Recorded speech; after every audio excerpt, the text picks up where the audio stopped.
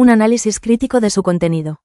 Una aproximación distorsionada. El libro, Fundamentos de la Sabiduría Hiperbórea, presenta un intento de amalgamar diversas doctrinas esotéricas y místicas en un compendio que, lamentablemente, resulta en una distorsión significativa de sus fuentes originales.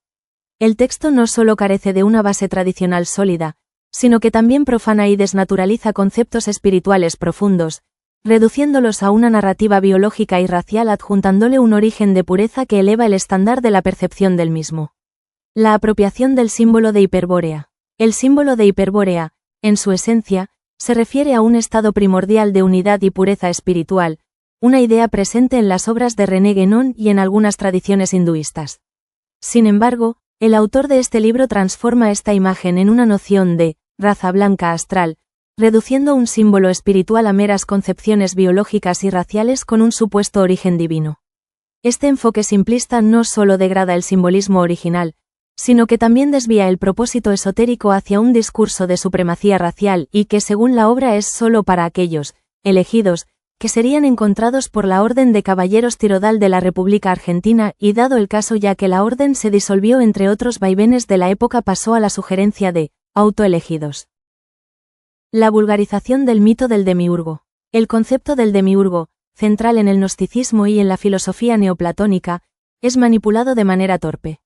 Originalmente, el demiurgo es una figura que representa el artífice del mundo material, lo que sería el arquitecto Mara para el budismo donde se entiende por material,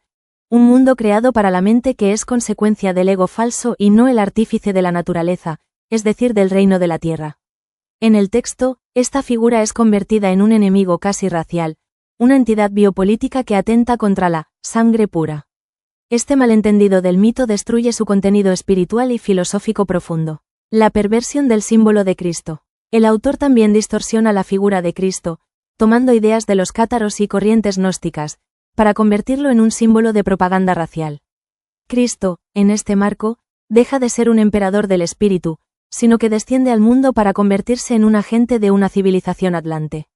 Esta reinterpretación no solo es una traición al misterio cristiano, sino que también trivializa el significado redentor y transformador de la cruz que es un símbolo solar espiritual. En otras palabras, la obra no hace un estudio de la figura de Cristo para quitar del medio aquellos matices con lo que se adornó la figura de Jesús para que emerga quién realmente fue.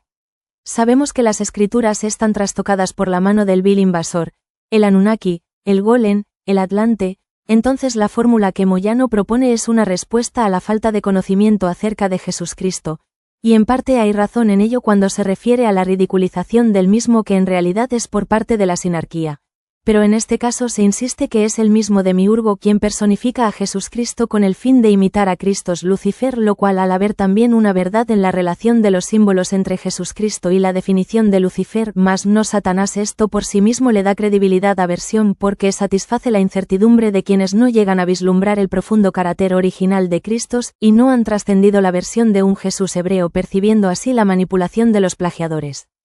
La distorsión del Brill y otros conceptos esotéricos. La noción del Brill, tomada de la novela The Coming Grace, es utilizada como un poder racial, en lugar de una potencia espiritual. Este enfoque materialista ignora la verdadera intención esotérica de posesionarse en la forma a través del alma, y no al revés. Además, conceptos como Lemuria y Atlántida son reducidos a meras tribus raciales en conflicto, perdiendo su significado simbólico subrayando que los hiperbóreos también eran atlantes, blancos claro.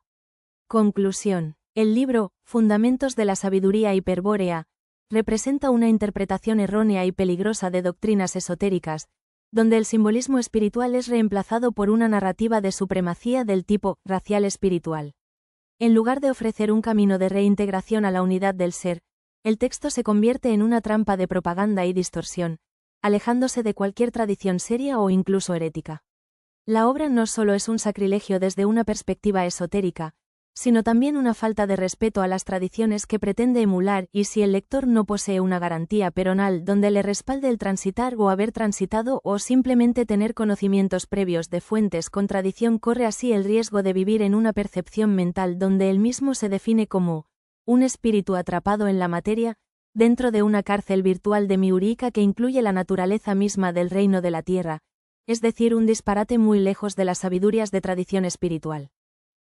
Así el conjunto de estos paradigmas produce un encierro mental, una cárcel formada por las mismas premisas de la obra que lleva a los adeptos a la férrea idea de que fueron atrapados por un Dios inferior, algo que está muy lejos de las tradiciones espirituales ancestrales y la realidad.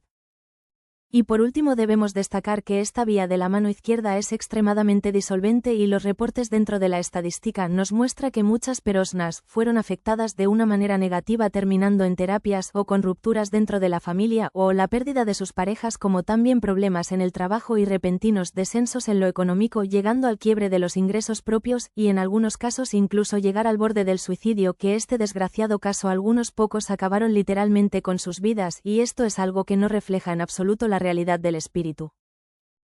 Cerramos diciendo que no es una lectura para temer simplemente si vas a abordar esta literatura hazlo recordando que es una versión de alguien a la que no tienes que tomarla como una verdad universal ya que cada índice de estos libros provienen de otras cosmovisiones y que el autor las acomodó en función de un propósito casi personal sin respaldo alguno en la historia y la tradición de las milenarias cosmogonias que sí trascendieron a través del tiempo.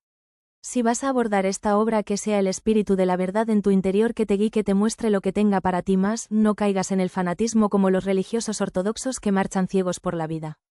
Que sea tu verdad interior la que reine en tu realidad, SGUE la voz de tu intuición que nunca falla y que la fuerza de la auténtica y victoriosa presencia del Ser Eterno esté siempre en tu camino.